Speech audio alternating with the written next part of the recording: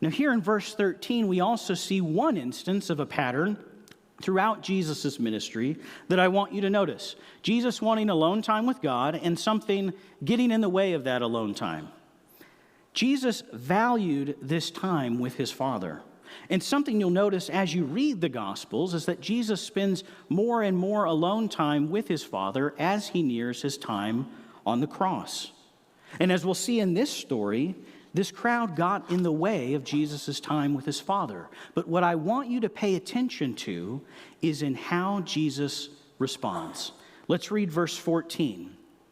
When he went ashore, he saw a great crowd and had compassion on them and healed their sick.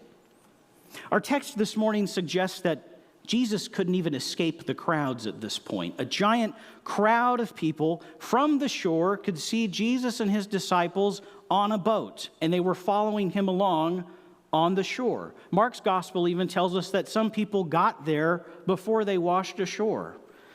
But why did the people come? Did they come because Jesus could save them from their sins? Well, what's interesting is John, again, and he's who I'm going to be referencing along with Matthew more than any other gospel writer, he actually tells us why they came to see Jesus. John chapter 6, verse 2 tells us a large crowd was following him because they saw the signs that he was doing on the sick. The reality is that a portion of the multitude that came to see Jesus came for selfish motives. They came either to be healed or to be entertained by the signs and miracles that were happening. To them, it was a show. And if we're honest with ourselves, sometimes we're like that, right?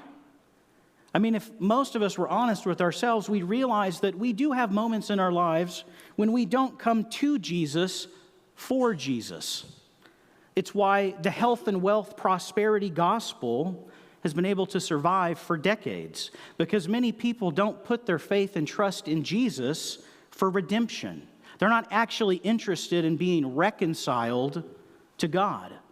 They're focused on get-rich-quick schemes, or the next healing, or the next miracle that they can witness, but not on Jesus himself, not on their relationship with him.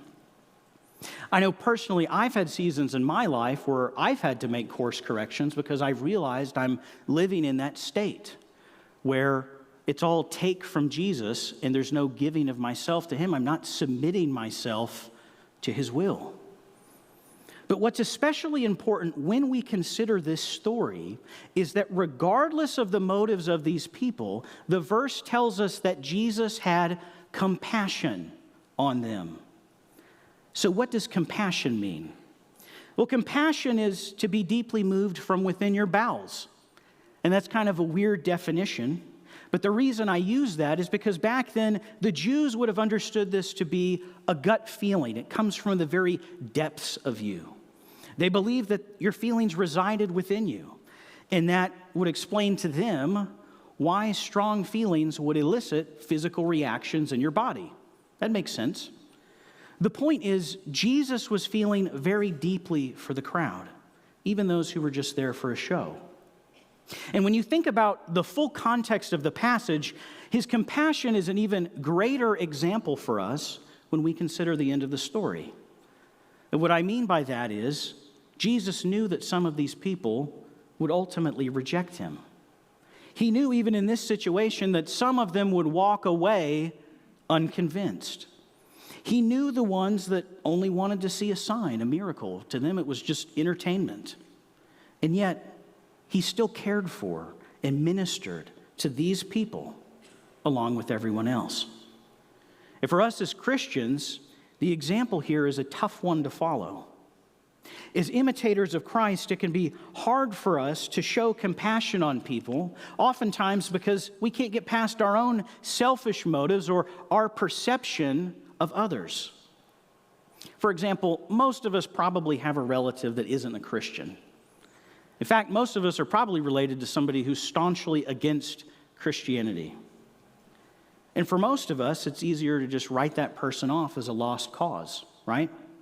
We write them off because we feel like trying to lead them to Jesus is probably going to be some long slog of a process, and selfishly, we don't want to deal with it, do we? But is that what we're to do? Is that the attitude that we're supposed to have towards others, the lost?